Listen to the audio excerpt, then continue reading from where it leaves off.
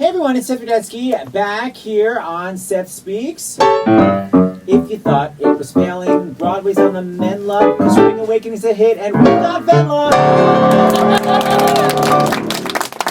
Bye-bye.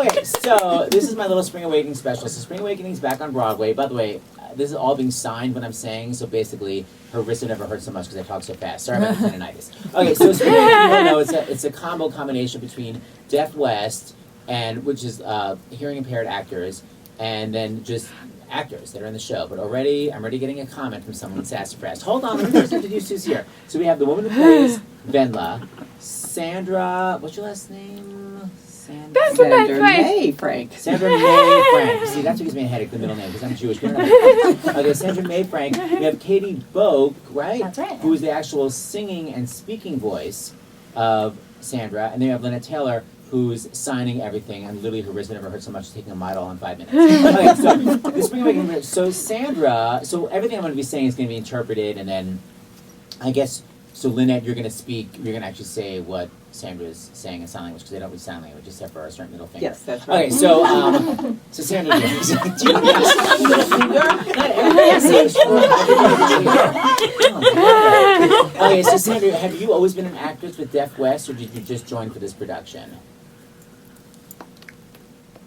I just want to start off with one thing. We'd rather not be called hearing impaired. Ooh, A better term is to say deaf or hard of hearing. And I refer to myself as I'm deaf. I just wanted to clear that up before I answer your question. Why is that? Because it's always like, I'm going to offend somebody. Oh, that's a good question. Why is that better than hearing? Because hearing impaired just seems like we're broken. But we're not a machine that's broken.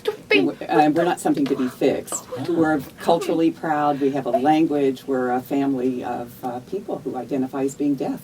I guess I was thinking hearing impaired because I was trying to be vague, like not everyone is 100% deaf, there's some hearing loss, but I hear what you're saying. Okay, so just flat out deaf. Hey, well, hence, by the way, it's not called hearing impaired West, it's called Deaf West. Okay, so, I'm an idiot. All right, so Sandra, have you always been an actress with them, or did you just join for this production? What's the dealio? I've always wanted to act. When I was growing up, I went to Gallaudet University Growing for a up, you theater. look like you're 4 years old. Sorry, I just interrupted. I can't interrupt when someone's signing to me. Sorry. No, but it's true. I was a baby. I played on camera. I set up the camera. I got all my friends in front of the camera. We made horror films, and I would shoot my parents, and we'd watch them. We'd all sit on the couch and watch these little films I made, and that's what I did growing up. But I didn't realize that I could play for a living. You know what? Almost everybody I know on Broadway says they didn't realize you can actually make money acting, that it always is a surprise. Exactly. So I get it. So when did you actually get involved with Deaf West? For Spring Awakenings was my first production. I lived in Washington, D.C. for a while, and I was involved in different theater productions there. I saw Deaf West asking for auditions for Spring Awakening, and from there to here. Wait, so you were a deaf actress based in Washington? And were there any opportunities for you down there? I mean, I guess you said you did theater productions. There were. I mean, Washington, D.C., today there are a lot more opportunities for deaf actors. I go for casting, and sometimes I go for roles that don't require a deaf character, and I just show up, and it's not that hard. It's not as hard as it used to be. There's so many different ways. Stop sending me to auditions only for gay people. Okay, so it turns out you can do it. I can. Rough. Now I feel inspired. Excellent. Exactly. But don't go for the deaf roles. Leave that to us. Good for the goose is not good for the gander. Okay, so first of all, everyone wants to know, how horrifying or how fun is it to totally be basically nude on stage? Fun or mortifying? Oh, it's freeing! Oh, it's freeing. It's totally liberating. I don't even think about the nudity. I don't even think about being embarrassed. Right, I'm a very confident woman, as you can see. We were telling the story, and that moment is an intimate moment. It's the first time that we are having this intimate moment on stage, and it's almost like it's the first time every night. And if you remember your first time, it's not always perfect. Well, you want to reveal?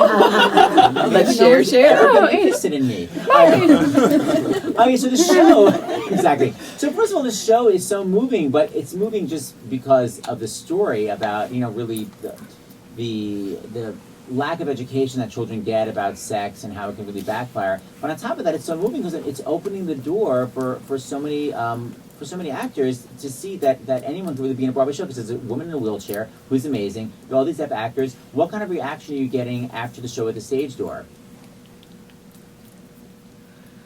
They love us.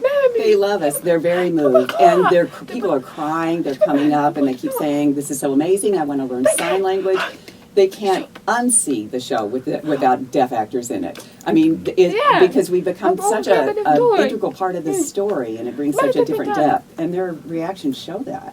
Oh yeah, it's such a perfect show for this type of production. And I saw the original, but now, like, I do think it has to always not be done with, like, half a deaf cast. It's so perfect. I agree. So that original cast can go F themselves. See, that's well. Okay. All right. Okay, so Katie, you're sitting here still silently. Yeah. Katie, you are the speaking and the singing voice. Now, is this your Broadway debut? This is my Broadway debut. You seem like such a. Do you play guitar in the show? I play a lot of guitar in the show. So did you want to be a pop singer, but you got this gig, or have you? I actually studied theater at UCLA. I was in the Ray Bolger program there, but then I sort of I graduated and I was in LA trying to do theater there, and I really just wanted to make music. I've always been a songwriter. Yeah, I could tell. So I kind of took some time off and ended up going to India for a little bit, and then I was in this all-girl pop group. I got the job from an open mic, and anyway, How did you get a job from an open mic? Michael Arden happened to be in the audience drunk. Well, this wasn't Deaf West. This was the India gig. So anyway, I went there and I did all that, and then I came back and I had made a video of an original song and put it on YouTube, and I think Andy or Michael had seen it and just tweeted at me and was like, "Hey, we're doing this production," because I think Michael's original vision was to have more singer-songwriter kind of people play the voices, because I think originally the band was just sort of supposed to be somewhat stationary.